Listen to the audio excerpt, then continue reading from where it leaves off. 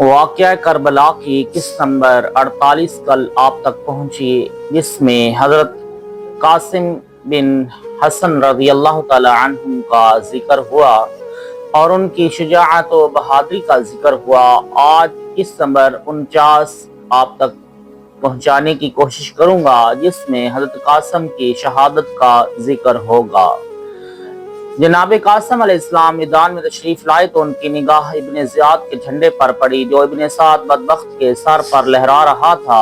آپ نے گھوڑے کی لگام لشکروں کو الگ کرنے والے اس نشان کی طرف موڑ دی اور اس پرچم کو جھکانے کے لیے مصروف کارزار ہو گئے۔ ایک مرتبہ آپ نے اس فوج کے درمیان نگاہ ڈالی تو پرچم اوجھل ہو چکا تھا۔ آپ نے چاہا کہ پرچم بردار تک پہنچ کر پرچم جھکا دیں کہ پیادوں نے آپ کا راستہ روک لیا۔ ابھی آپ ان کے ساتھ جنگ کرنے میں مشغول تھے کہ سواروں نے آپ کے گرد گھیرا ڈال دیا اور تیر و نیزہ اور گرز و شمشیر سے آپ پر وار کرنے لگے۔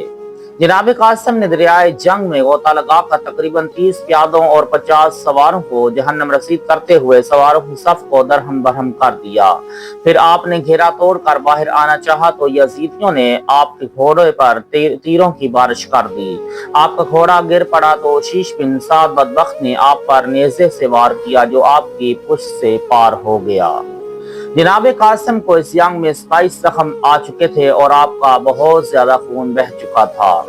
آپ گھوڑے سے گرے تو کہا، اے چچا جان ادرکنی۔ حضرت امام علی مقام علیہ السلام کے کانوں میں یہ آواز پہنچی تو آپ گھوڑے کو دوڑاتے ہوئے میدان میں پہنچ گئے۔ آپ نے پیادوں اور سواروں کی صفوں کو درہم برہم کرتے ہوئے جناب قاسم کو دیکھا کہ وہ خاک و خون کے درمیان غرق ہو چکے ہیں اور شیش بن سعد ان کے سرہانے کھڑا ہے تاکہ آپ کا سر کاٹ کر لے جائے۔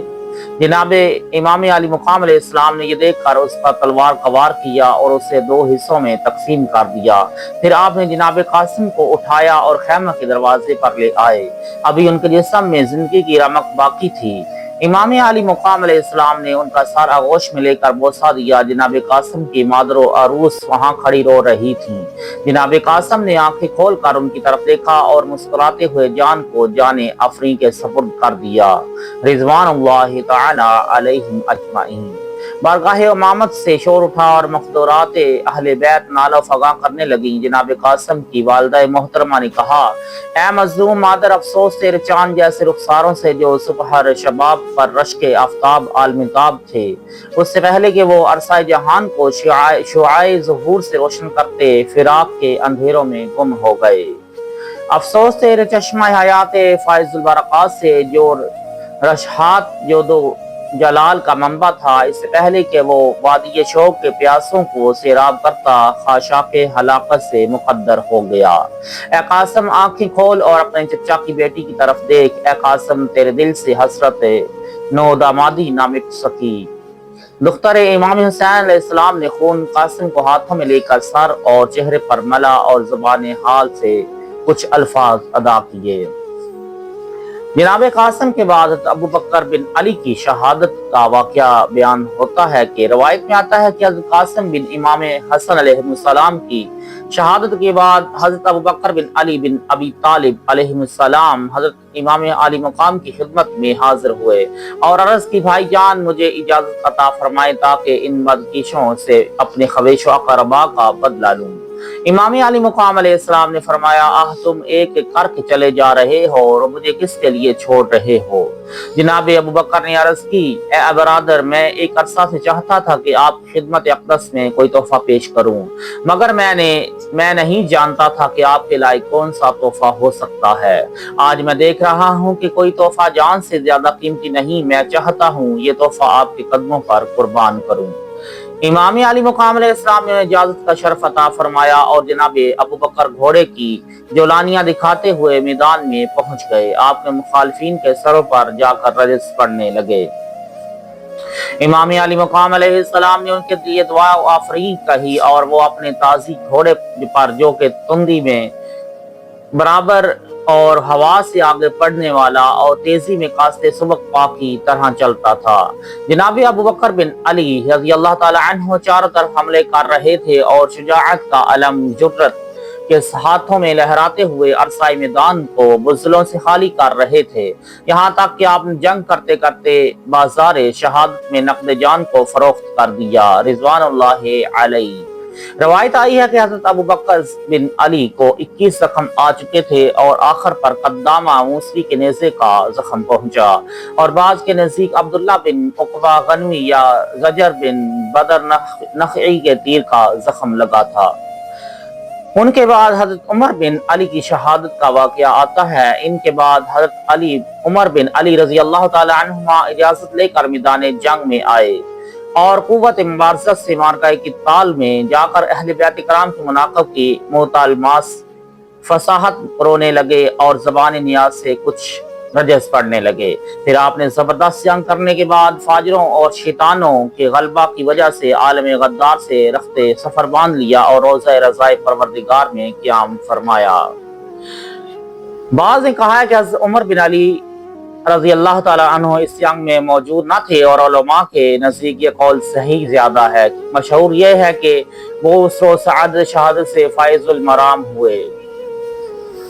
ان کے بعد حضرت عثمان بن علی کی شہادت کا واقعہ آتا ہے۔ بعد از حضرت عثمان بن علی سبت نبی ولی کی اجازت کے ساتھ میدان میں آئے۔ آپ نے مردانہ وار جنگ لڑی اور مخالفین کو شوکت و مردانگی سے ٹھنڈا کیا اور رجز کے کچھ اشعار بھی پڑھے۔ بے کران جنگ کرنے اور بہت زیادہ زخمی ہونے کے بعد یزید ابطحی نے ان کی شمع حیات گل کر دی، اور وہ چراغ دو مانے ولایت و امامت بعد اجل کے ہاتھوں بجھ گیا، اور وہ گنجے ظواہر معانی خاک فرات کے نیچے چھپ گیا رضی اللہ تعالی عنہم۔ حضرت عون بن علی کی شجاعت۔ ان کے پیچھے حضرت عون بن علی جو کہ نہایت خوبصورت، زیبا سیرت، صافی نیت اور پاکیزہ طبیعت نوجوان تھے، جناب عالی مقام امام عالی مقام کی خدمت میں حاضر ہوئے اور عرض کی، بھائی جان میرے پاس مبارز طلب کی غلبی کا وقت نہیں کہ تاخیر توقف کروں، میں دشمن کے ساتھ جنگ کرنے کے لیے جلدی میں ہوں، اجازت عطا فرمائیں۔ امام علی مقام علیہ السلام نے فرمایا، اے برادر، دشمنوں کا لشکر بہت زیادہ ہے اور سوار و پیادہ کی صورت میں ہمارے مخالفین بے شمار ہیں۔ حضرت عون نے عرض کی، اے ابن رسول اللہ، شیر کو لومڑیوں کے ہجوم سے اور شہباز کو بہت زیادہ چڑیوں سے اندیشہ و غم نہیں۔ یہ کہا اور گھوڑے کو محمیز لگا کر سپاہی دشمن کے قلب پر حملہ آور ہو کر دریائے حرب و ضرب میں طاقتور بازوؤں کے ساتھ غوطہ زن ہو گئے۔ ابن الحجار نے 2000 پیادہ و سوار کو ان کے ارد گرد پھیلا دیا۔ حضرت عون بن علی نے شمشیر علی کے ساتھ ان دو لوگوں کو رون ڈالا اور فوج کا گھیرا توڑ کر خیمہ امام کی طرف عنان موڑ لی۔ امام علی مقام علیہ السلام نے ان پر آفرین کہی اور فرمایا، میں دیکھ رہا ہوں کہ آپ زخمی ہو چکے ہیں، خیمہ میں جا کر اپنے زخموں کی مرہم پٹی کر لیں اور کچھ دیر سستا لیں۔ حضرت عون نے عرض کی، اے برادر بزرگوار، اپنے نانا جان جناب احمد مختار علیہ السلام والملک والجبار کے لیے جنگ سے نہ روکیں، کیونکہ میں شدت پیاس سے ہلاکت کے نزدیک پہنچ چکا ہوں اور دیکھ رہا ہوں کہ ساقی کوثر جنت کے شربت کا بھرا ہوا جام اپنے ہاتھ میں لیے مجھے بلا رہے ہیں۔ میں چاہتا ہوں کہ جلد از جلد اپنی پیاس بجھانے کے لیے راہ شہادت کے رفیق کی مدد سے، جو کہ کاروان سعادت کے قافلہ سالار ہیں، اپنے تشنع جگر کو آب زلال فردوس تک پہنچاؤں۔ امام علی مقام علیہ السلام نے فرمایا، حضرت امیر علیہ السلام نے اپنے ہین حیات میں جو اواہم گھوڑا آپ کے سپرد کیا تھا اسے آراستہ کریں اور اس کے گلے میں گانی ڈال کر سوار ہو جائیں۔ حضرت عون کے پاس جب وہ گھوڑا تیار کر کے لایا گیا تو اس پر سوار ہوئے، وادی ذرہ پہن کر، داؤدی ذرہ پہن کر اور پرسفید کپڑا ڈالا، تیغ یمانی حمائل کی رومی نیزہ ہاتھ میں لیا اور میدان میں پہنچ گئے۔ عرصہ حرب گاہ میں زمانے کی زبان سے یہ صدائیں اٹھنے لگیں۔ سہل بن یسار نے آپ کی طرف دیکھا تو کانپنے لگا اور اس کا دیرینہ کینہ جاگ اٹھا۔ اس کی دشمنی کا باعث یہ تھا کہ امیر المؤمنین حضرت علی رضی اللہ تعالی عنہ خلافت کے زمانہ میں اسے شرابی حالت میں ان کے محکمہ عالیہ کے سپرد کیا گیا، تو آپ نے اپنے بیٹے عون کو فرمایا، اسے 80 کوڑے لگاؤ تاکہ حق سبحانہ تعالیٰ اسے معاف کر دے۔ حضرت عون نے اپنے والد گرامی کے حکم اور حکم شرع کے مطابق اسے 80 کوڑے لگائے، جس کی وجہ سے اس شقی کے سینہ میں آپ پر کینہ چھا رہا۔ انشاءاللہ حضرت عون کا اور بقیہ شہداء کربلا کا ذکر کل ہوگا۔ اللہ تعالی عمل کی توفیق عطا فرمائے، آمین۔